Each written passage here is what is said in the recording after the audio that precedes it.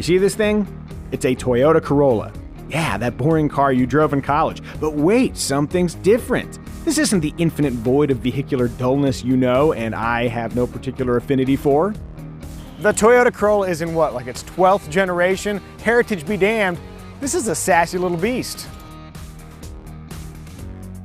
Built atop the same platform as the Corolla hatchback, the Corolla sedan is lower and wider than the previous Corolla and features an independent rear suspension that positively contributes to ride and handling.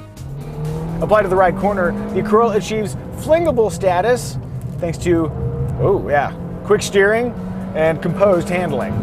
Granted, this particular Corolla is the sportier, top-tier XSE trim, but Toyota clearly now recognizes there is an emotional component to cars. For perspective, here's the more pedestrian LE trim, still quite nice. For more emotion, check out the modestly priced but still zippy-looking SE trim, which can be had with a 6-speed manual transmission. But what about drivers who want to have less fun? Toyota has you covered with the Corolla Hybrid. Yes, the Corolla is now offered as a not weirdly styled hybrid, offering a paltry 121 horsepower. If speed is your game, you'll want to play elsewhere. But if you dig efficiency, check out these numbers.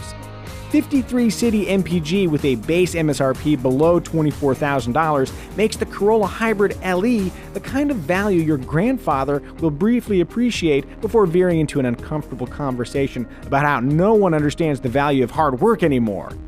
These days are too soft.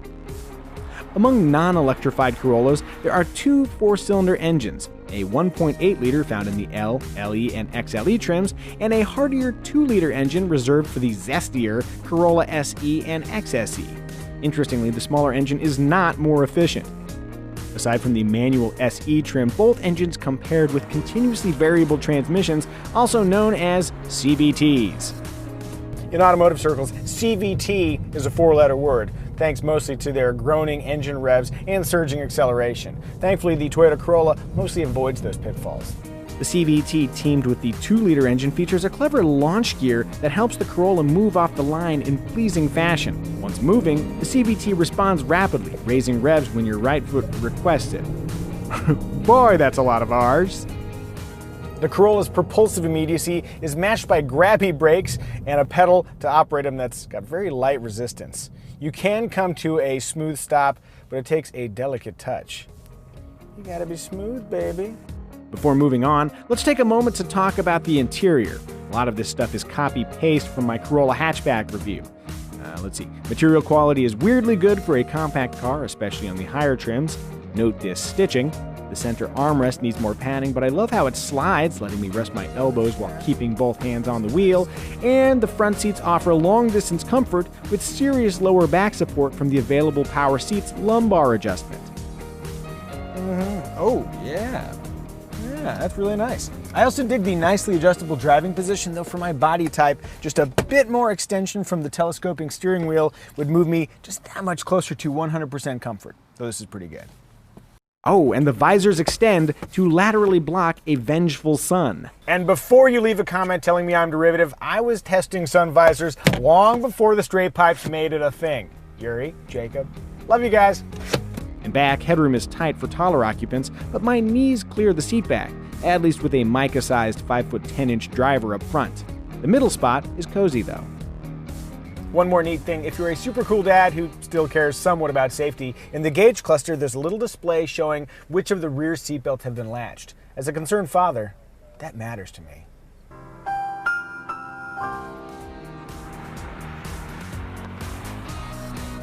Open the trunk and you'll find a decent 13.1 cubic feet.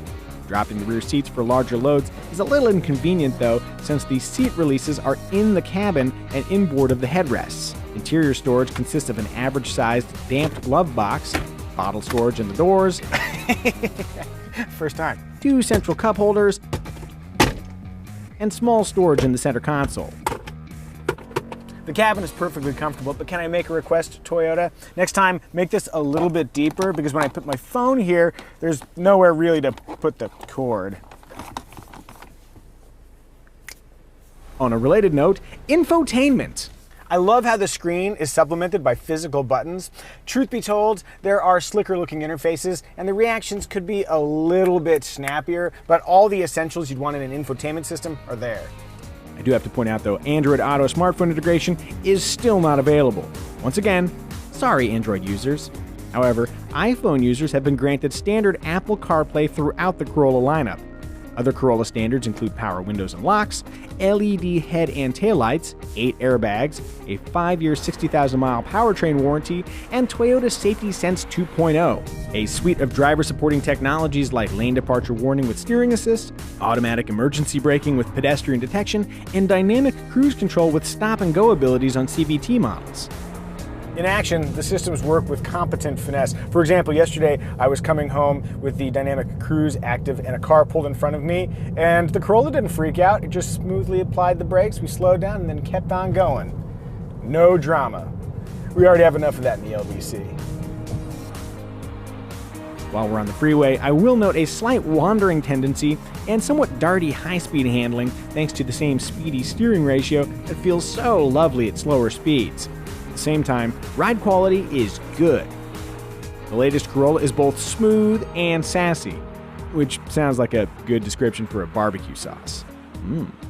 The cheapest Corolla L trim has an MSRP around $20,500, including destination charges. That's fine, but for our money, we'd step up at least one trim level to the LE trim to add stuff like automatic climate control, a center rear armrest, and an upgrade from a 7 to an 8-inch touchscreen.